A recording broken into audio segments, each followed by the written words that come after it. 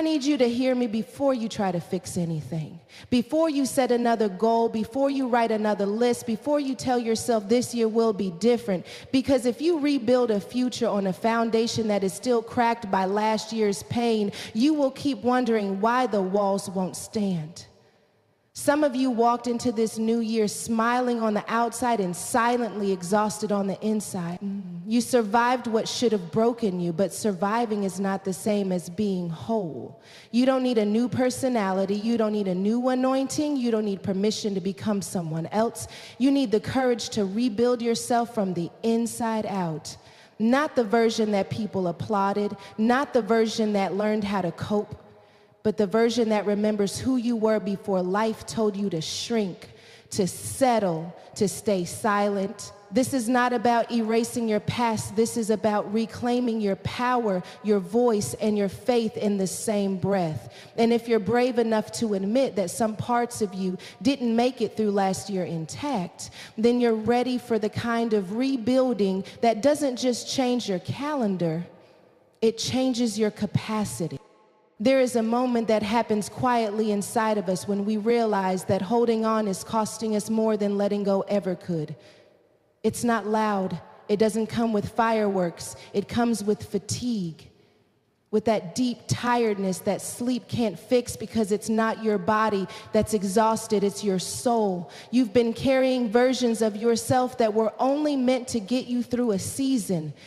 But you kept them because they once worked. You kept the survival mindset. You kept the emotional armor. You kept the silence that protected you when speaking up felt dangerous, but what saved you then is now suffocating you. And rebuilding yourself begins with the courage to admit that some things expired, even though they were once necessary. Release is not weakness. Release is wisdom. It is recognizing that you cannot build with cluttered hands. You cannot rebuild while gripping old disappointments, old labels, old expectations, and old guilt. Some of you are trying to construct a new future while still defending an old version of yourself that God already graduated. You keep rehearsing who you used to be because it feels familiar, but familiar does not mean faithful to who you are becoming. And the hardest part about release is that sometimes what you have to let go of isn't painful, it's comfortable. It's the identity that fit the room. It's the role that earned approval. It's the strength that never asked for help. And letting go of that feels like losing yourself, when in reality, it's the first step to finding yourself again. Rebuilding yourself requires an honest audit. Not the kind where you shame yourself for what didn't work, but the kind where you lovingly assess what can no longer come with you. Some of you learned how to be strong because nobody showed up when you needed support. That strength kept you alive, but now it's keeping you isolated. Some of you learned how to stay quiet because your voice was dismissed or misunderstood. That silence kept you safe, but now it's keeping you invisible. Some of you learned how to keep going without processing anything because stopping felt like falling apart. That endurance kept you moving, but now it's keeping you unhealed. And the new version of you cannot be built on coping mechanisms that were never meant to be permanent. You don't rebuild by pretending the damage didn't happen. You rebuild by acknowledging where the cracks formed and choosing not to live there anymore. You stop blaming yourself for what you didn't know when you didn't know it. You stop punishing yourself for choices you made while you were just trying to survive. You give yourself permission to outgrow the version of you that did the best they could with what they had. And that permission is not something anyone else can grant you, not your family, not your friends, not your critics. It has to come from the part of you that is tired of being loyal to what hurts you. There's grief in rebuilding, and we don't talk about that enough. Because when you release what was, you also release the dreams attached to it. The timelines you expected, the outcomes you prayed for, the relationships you thought would last forever. And it's okay to mourn what didn't make it. It's okay to acknowledge that you're disappointed, even if you're still grateful. Gratitude does not cancel grief. Faith does not erase loss. You can believe God for more and still be honest about what broke your heart. Rebuilding yourself means allowing space for both truth and hope to exist in the same room.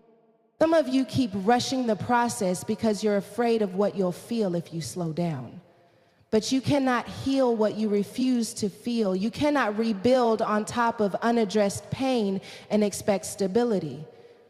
What you avoid will eventually demand your attention, usually at the most inconvenient time.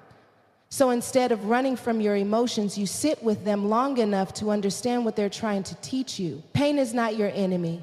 Unprocessed pain is. And when you give yourself permission to feel without judgment, you begin to loosen the grip that the past has on your present. Rebuilding yourself also means redefining your worth, because some of you measured your value by how much you endured, how much you produced, how much you gave, how little you needed. You learned to equate being needed with being loved. You learned to equate exhaustion with purpose. And now you're realizing that you were praised for being strong while quietly being neglected. The new version of you does not need to earn rest. The new version of you does not need to perform to be accepted. The new version of you understands that worth is not something you prove, it's something you protect. There will be moments in this rebuilding season where you feel like you're falling behind because you're no longer moving at the pace you used to. But what looks like slowing down is actually alignment. You're no longer driven by fear. You're no longer motivated by comparison. You're no longer chasing validation. You're making intentional choices instead of reactive ones. And that shift can feel uncomfortable when you're used to chaos being your normal. Peace can feel boring to a nervous system that's been trained to survive in stress. But boredom is not the enemy, burnout is. You are not starting from scratch. You are starting from experience, from wisdom, from lessons you paid for with tears and prayers and nights you didn't think you'd make it through. And that means this rebuilding process is not about becoming someone unrecognizable. It's about becoming more honest, more grounded, more aware. You're not erasing your story. You're editing the parts that no longer align with who you are now. And editing requires intention. It requires courage to say, this chapter shaped me, but it does not get to define the rest of the book. Some people will struggle with your rebuilding because the old version of you benefited them. They knew how to access you when you had no boundaries. They knew how to predict you when you operated from guilt. They knew how to keep you small when you didn't believe you deserved more. And as you release what was, you may feel the tension of disappointing others. But disappointing others is sometimes the cost of being honest with yourself. You cannot rebuild your life around the comfort of people who refuse to respect your growth. This season is asking you to trust the quiet work, the unseen work, the internal shifts that don't get applause but change everything. It's asking you to be patient with yourself as you unlearn patterns that took years to form. It's asking you to stop rushing your healing because you're eager to prove that you're okay. You don't have to prove anything. You don't owe anyone a polished version of your progress. Rebuilding is messy, it's nonlinear. Some days you'll feel strong and clear. Other days you'll feel unsure and emotional. Both days count. When you release what was, you make room for discernment. You stop saying yes out of obligation and start saying yes out of alignment.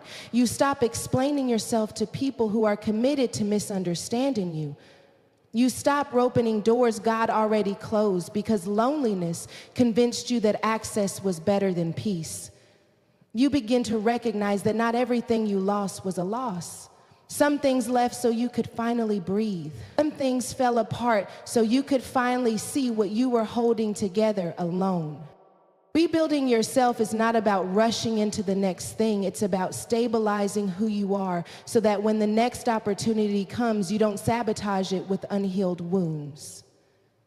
It's about learning how to sit with yourself without distraction and not feel the need to escape. It's about trusting that you are allowed to evolve without announcing it to everyone. Growth does not need an audience. Sometimes it needs privacy. You are allowed to rebuild slowly. You are allowed to change your mind. You are allowed to take up space differently than you used to. You are allowed to rest without feeling guilty. You are allowed to want more without feeling ungrateful. And as you continue to release what was, you'll notice something powerful happening. Your shoulders will relax, your breath will deepen, your decisions will become clearer. Because when you stop carrying the weight of who you used to be, you finally have the capacity to become who you were always meant to be. And in this space where the old no longer defines you and the new is still being formed, you begin to recognize that rebuilding yourself is not about fixing something broken. It is about honoring the strength it took to survive and choosing to build a life that no longer requires you to be in survival mode every single day while learning how to trust yourself again, even when the process feels unfamiliar and the outcomes are not yet visible. But something inside you knows that this time you are not rebuilding out of desperation, but out of alignment. And that changes the way you move, the way you choose, the way you speak to yourself when things don't go as planned, because you are no longer trying to get back to who you were. You are allowing yourself to become who you are still unfolding into. And that unfolding does not need to be rushed or explained or perfected before you honor it. Because becoming is not a destination, it is a daily decision to show up honestly, release gently, and rebuild with intention, even when the blueprint is still forming and the path ahead requires faith. You are still learning how to practice in real time. Some of you have been praised for your productivity while your pain went completely unnoticed. You learned how to keep moving because stopping felt dangerous. You learned how to stay busy because stillness would force you to feel what you've been avoiding. And somewhere along the way, hustle became your hiding place. You told yourself you were being disciplined, focused, driven, when in reality you were exhausted, overwhelmed, and emotionally unattended. Healing before you hustle is not about slowing your ambition. It's about stabilizing your foundation so that what you build doesn't collapse under the weight of unhealed wounds. We live in a world that celebrates results but rarely asks about the cost. You are applauded for how much you can carry, how much you can juggle, how much you can accomplish without breaking, but nobody asks what you're suppressing to keep going. Nobody asks how many emotions you swallowed to meet a deadline. Nobody asks how many boundaries you crossed with yourself just to prove that you could. And when you don't heal, you don't just carry pain, you distribute it into your decisions, your relationships, your leadership, your dreams. Unhealed pain has a way of disguising itself as motivation. You think you're chasing purpose, but you're really running from emptiness. You think you're ambitious, but you're really afraid of being still. You think you're driven, but you're actually trying to outrun disappointment. And hustle becomes a way to feel valuable without having to feel vulnerable. But the problem with building from a wounded place is that eventually your wounds start leading instead of your wisdom. Healing requires honesty, and honesty is uncomfortable when you've spent years pretending you were fine. It requires you to admit that some of your strength was survival, not sustainability. That some of your discipline was actually fear.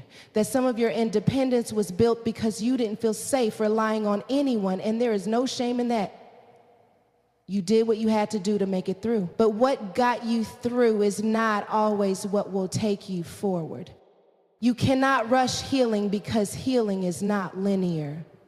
It doesn't follow your calendar. It doesn't respond to pressure. You can't schedule grief. You can't productivity plan forgiveness. You can't checklist your way through emotional restoration. Healing happens when you allow yourself to feel without judgment, to rest without guilt, to acknowledge hurt without minimizing it.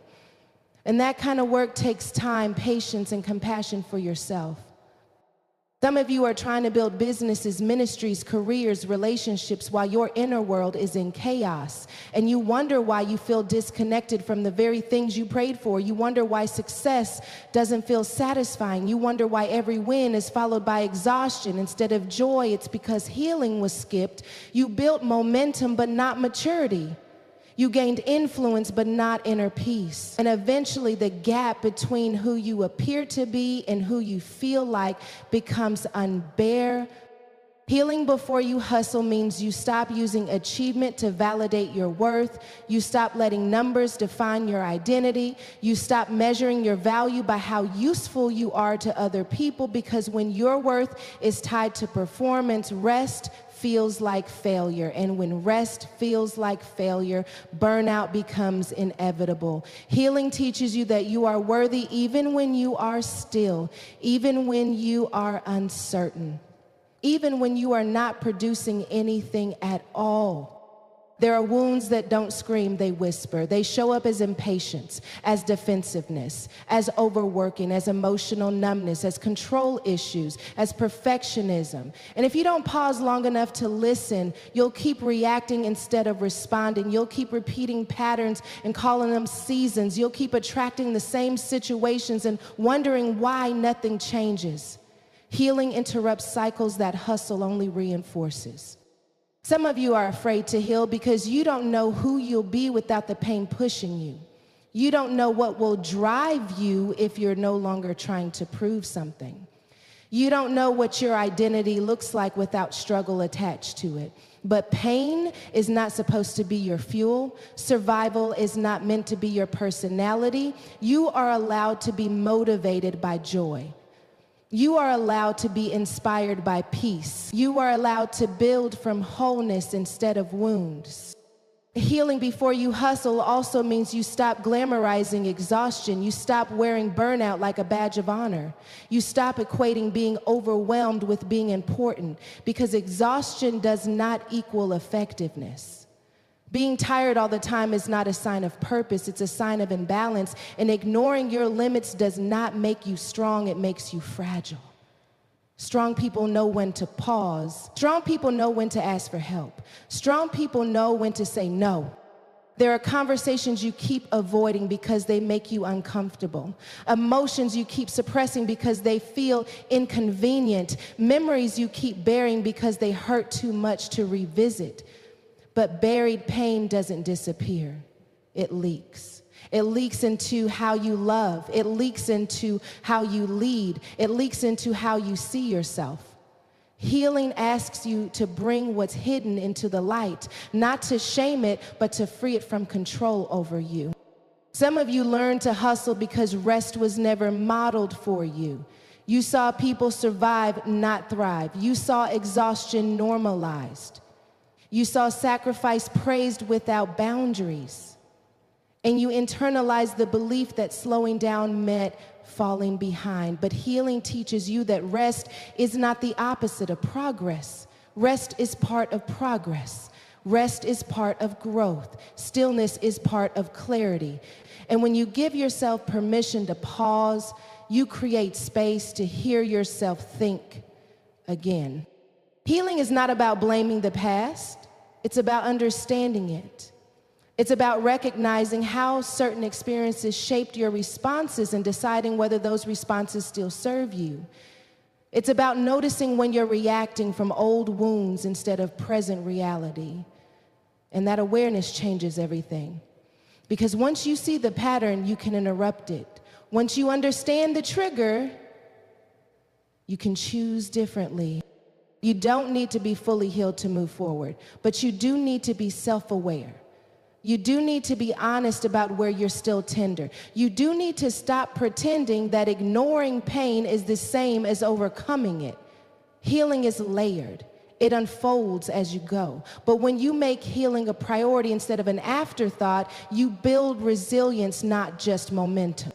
Some of you are chasing the next thing because you think it will finally make you feel whole, the next opportunity, the next relationship, the next accomplishment. But wholeness does not come from external achievements. It comes from internal alignment. And if you don't heal first, You'll keep arriving at destinations that don't satisfy you. You'll keep upgrading your surroundings while neglecting your inner life. Healing before you hustle also protects the people connected to your future, because unhealed leaders create unsafe environments. Unhealed dreamers build unstable systems. Unhealed hearts unintentionally wound others. When you heal, you don't just change your life, you change how you show up for everyone connected to you. You become more patient, more present, more grounded, more discerning. There is courage in slowing down when the world tells you to speed up. There is bravery in choosing therapy over pretending. There is strength in saying, I need help. There is wisdom in acknowledging that you cannot pour from an empty place. Healing requires you to challenge narratives you were taught about toughness and success. It asks you to redefine what it means to be strong. You may feel behind because you're taking time to heal, but you're actually preparing yourself to go further without breaking. You're learning how to build with intention instead of urgency. You're learning how to listen to your body instead of overriding it. You're learning how to trust yourself instead of constantly seeking external validation, and those lessons will save you years of unnecessary struggle. Healing is not passive, it is active, intentional work. It's choosing to sit with discomfort instead of escaping it. It's choosing to set boundaries even when it feels awkward. It's choosing to confront patterns instead of blaming circumstances. And that work is just as important as any goal you're chasing, because goals achieved without healing often create new problems instead of solutions. Some of you are afraid that if you slow down, everything will fall apart. But what if slowing down is the very thing that holds everything together? What if rest gives you clarity you've been missing? What if healing reveals desires that were buried under pressure? What if peace becomes your new motivation instead of proving something to people who never took the time to understand you? Healing before you hustle means you stop running on empty and start moving with intention. It means you stop chasing external validation and start cultivating internal stability. It means you stop ignoring warning signs and start honoring your limits. And as you begin to prioritize healing, you'll notice that your hustle changes. It becomes calmer, more focused, more aligned, less frantic, less reactive. You won't move as fast, but you'll move with purpose. You won't do as much, but what you do will matter more. You won't say yes to everything, but the things you commit to will receive your full presence. And that shift may feel uncomfortable at first because you're used to chaos being normal. But over time, peace becomes familiar, balance becomes attractive, and you begin to realize that healing was never a detour, it was the preparation. Some of you are discovering that you don't need to be fixed, you need to be heard. You don't need to be pushed harder, you need to be supported. You don't need more pressure, you need more compassion. And as you give yourself that compassion, you start to rebuild trust with yourself. You stop abandoning your needs for approval. You stop ignoring your intuition for productivity. You stop betraying yourself just to keep up. Healing changes the way you dream. Your dreams become healthier. Your goals become more sustainable. Your vision becomes clearer. You stop chasing things that look good but feel wrong. You stop forcing doors that require you to shrink to fit. You start choosing paths that align with your values, not just your ego.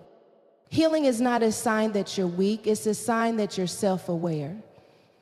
It's a sign that you care enough about your future to address your past. It's a sign that you're committed to growth that lasts, not just success that looks good. And when healing becomes part of your process, hustle stops being about escape and starts being about expression. You don't have to rush this. You don't have to prove anything. You don't have to compete with anyone else's timeline. This is your journey, your pace, your process. And as you continue to choose healing before hustle, you begin to notice that you're no longer building from pressure, but from peace. No longer driven by fear, but guided by clarity. No longer motivated by survival, but inspired by wholeness. And that internal shift begins to influence how you wake up, how you speak to yourself, how you respond to challenges, how you define progress, how you recognize when it's time to push and when it's time to pause. How you trust your instincts again, how you allow rest to coexist with ambition, how you give yourself grace on the days when healing feels heavy and growth feels slow, how you learn that becoming whole is not about arriving at a perfect version of yourself, but about staying present in the process of listening, adjusting, releasing, and rebuilding from a place that finally feels safe enough to be honest about what you need and what you're still learning to let go of. Some of you have been living inside a definition of success that you never consciously chose. You inherited it. You absorbed it. You adapted to it because it was rewarded, because it was applauded, because it made other people comfortable. Somewhere along the way, success stopped being about fulfillment and started being about approval. It became about appearances, about timelines, about comparison, about checking boxes that somebody else created and then wondering why you still felt empty after you checked them all. Redefining success on your terms is one of the most disruptive and liberating things you will ever do, because it forces you to confront the truth that not everything you chased was actually meant for you. We don't talk enough about how success can become a trap, how you can achieve everything you were told to want and still feel disconnected from yourself, how you can climb ladders only to realize they're leaning against walls you don't even care about, how you can win in public and lose in private. And the danger is not success itself, it's pursuing it without self-awareness. It's building a life that looks good from the outside but feels heavy on the inside. It's mistaking movement for meaning and noise for impact.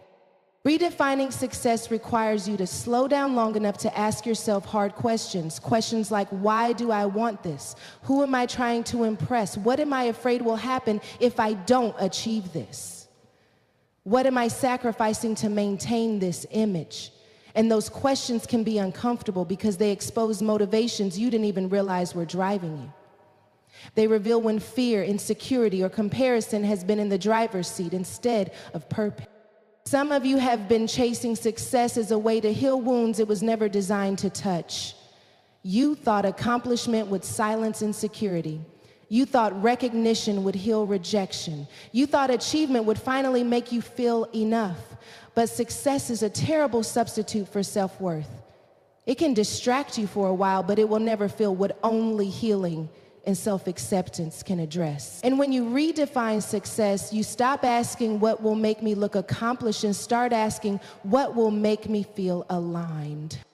Alignment doesn't always look impressive. Sometimes it looks like turning down opportunities that don't match your values. Sometimes it looks like choosing peace over prestige. Sometimes it looks like changing directions, even when people don't understand why.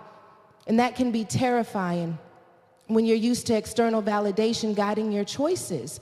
Because when you redefine success, you accept that some people will misunderstand you. Some people will think you're settling. Some people will think you're wasting potential. But potential that costs you your peace is not purpose. It's pressure.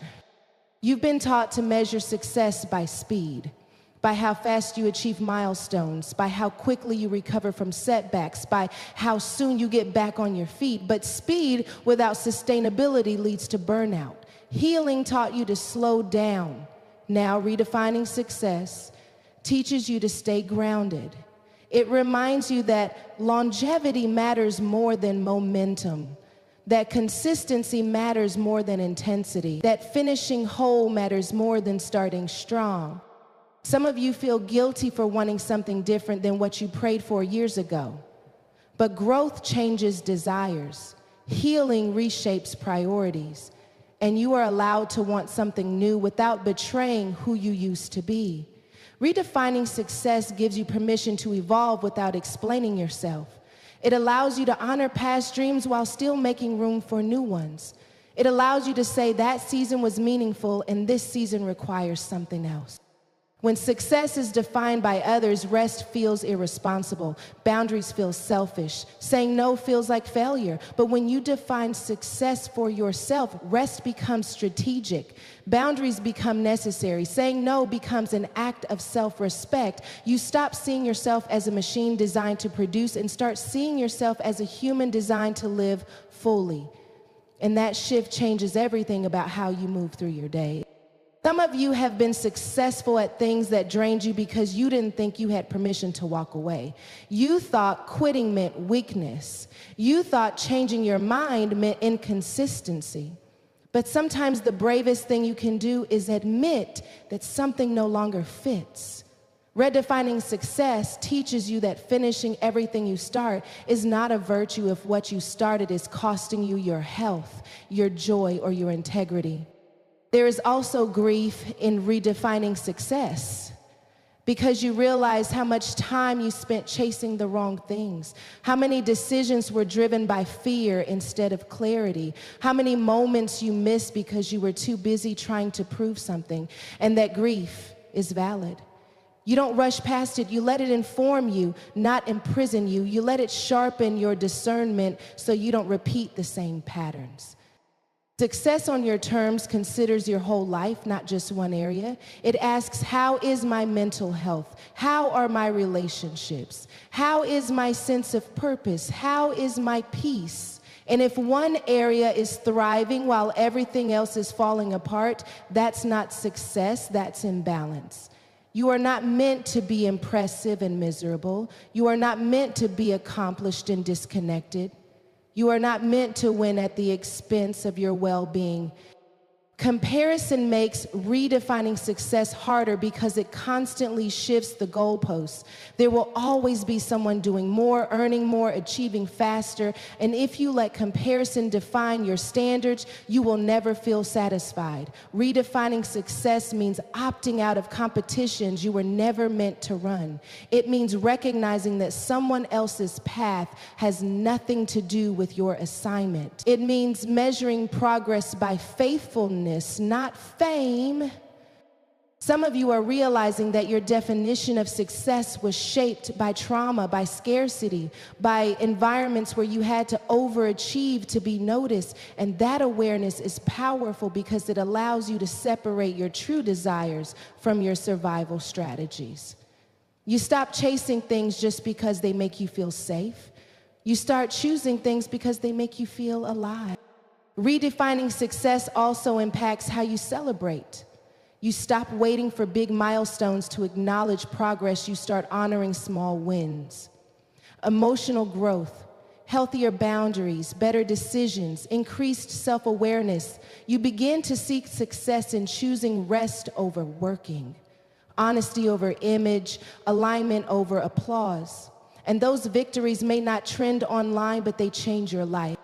Some of you have been afraid to redefine success because you think it means shrinking your dreams. But it's not about shrinking, it's about refining. It's about making sure your dreams include you, include your health, include your relationships, include your peace. It's about dreaming in a way that doesn't require you to abandon yourself to achieve it. When you redefine success, failure changes too. Failure no longer means you're behind. It becomes information, feedback, redirection. You stop attaching your identity to outcomes and start anchoring it in values. You become more resilient because your sense of worth is no longer tied to constant winning. You understand that setbacks don't erase progress, they refine it. There is also freedom in admitting that success looks different in different seasons. Sometimes success is expansion, sometimes it's maintenance, sometimes it's recovery, sometimes it's rest. And all of those seasons are valid. Redefining success gives you permission to honor the season you're in instead of shaming yourself for not being in another one. Some of you have been measuring success by how much you can endure, how much pressure you can tolerate, how much pain you can push through. But endurance without joy is not success, it's survival.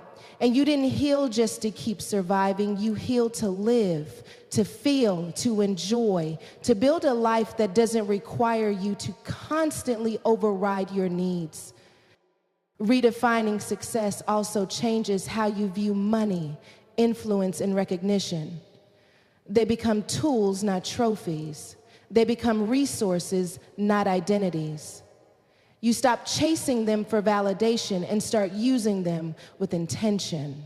And that shift protects you from the emptiness that comes from having everything you thought you wanted, but nothing you actually needed.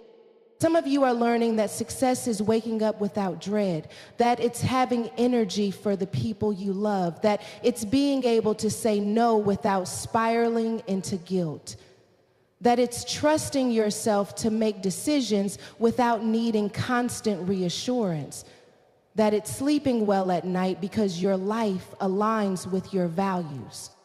Redefining success requires courage because it asks you to disappoint expectations. Family expectations, cultural expectations, internal expectations you've carried for years. But every expectation you meet that costs you your authenticity is a debt you'll eventually have to pay. And redefining success is choosing to pay attention now instead of paying the price later.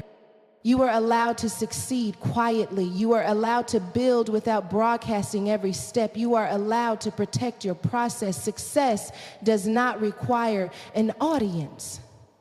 Sometimes the most meaningful growth happens away from applause, in the private decisions you make when no one is watching. As you redefine success, you become more intentional about what you give your energy to. You stop saying yes out of fear. You stop staying out of obligation. You stop chasing out of comparison, and you start choosing out of clarity. That clarity becomes a filter. It helps you discern opportunities from distractions. It helps you recognize when something looks good but feels wrong. Some of you are realizing that the success you admired in others was incomplete, that you only saw the highlight reel, not the cost. And instead of resenting that realization, you let it free you. You let it remind you that no one has a perfect path, that everyone is navigating trade-offs, and you get to choose which trade-offs you're willing to make. Redefining success also deepens gratitude because you stop postponing joy until you reach some imaginary finish line. You start appreciating where you are while still believing for more. You stop living in constant anticipation and start being present. And presence changes how you experience everything. You don't need to abandon ambition to redefine success. You just need to anchor it differently. Anchor it in purpose instead of pressure, in values instead of validation, in wholeness instead of hustle. And when ambition is rooted in alignment, it becomes sustainable instead of draining.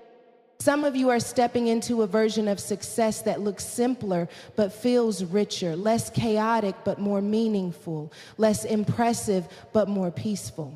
And that simplicity is not a downgrade, it's a refinement.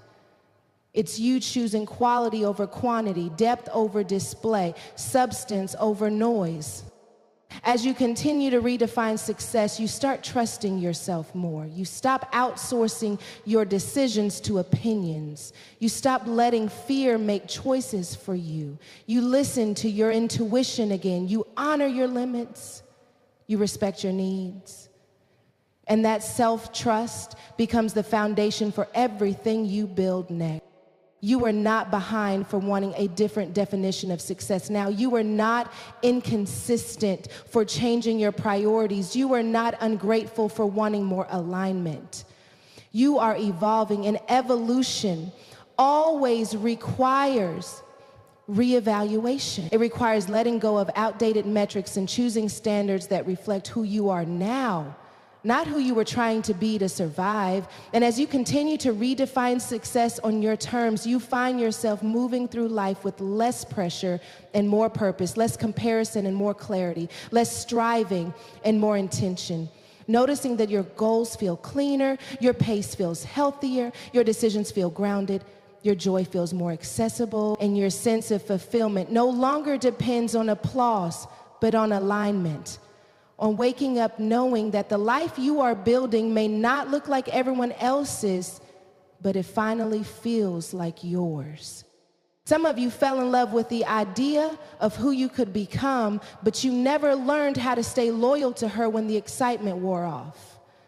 You were motivated when the vision was fresh, when the energy was high, when the pain of staying the same was louder than the discomfort of changing. But consistency is not built in moments of inspiration. It is built in moments of resistance. Becoming consistent with the version you are becoming means learning how to show up even when your feelings are undecided, even when progress feels slow, even when no one is clapping for the small choices you're making behind the scenes. We romanticize transformation, but we underestimate repetition. We love the idea of change, but we struggle with the discipline of daily alignment. And that's where most people get stuck. Not because they don't know what they want, but because they haven't learned how to live in agreement with it consistently. You don't become who you desire through occasional effort. You become her through the habits you choose when motivation is quiet. Consistency is not about perfection. It's about commitment. And commitment means you keep choosing alignment even after you mess up, even after you miss a day, even after you fall back into an old pattern for a moment. Some of you quit too soon because you mistake inconsistency for failure. You think one setback erases all your progress, but growth doesn't disappear because you stumble. It pauses when you stop returning. Becoming consistent with the version you are becoming requires you to stop negotiating with your old self. That version of you had reasons, valid ones, pain-based ones, survival-based ones, but she is not in charge anymore. And every time you let her talk you out of rest, out of boundaries, out of discipline, out of healing, you delay the life you say you want. Growth requires leadership, and leadership starts internally. Some of you are inconsistent because you're still waiting to feel ready, but readiness is not a feeling, it's a decision. You don't wake up one day suddenly confident,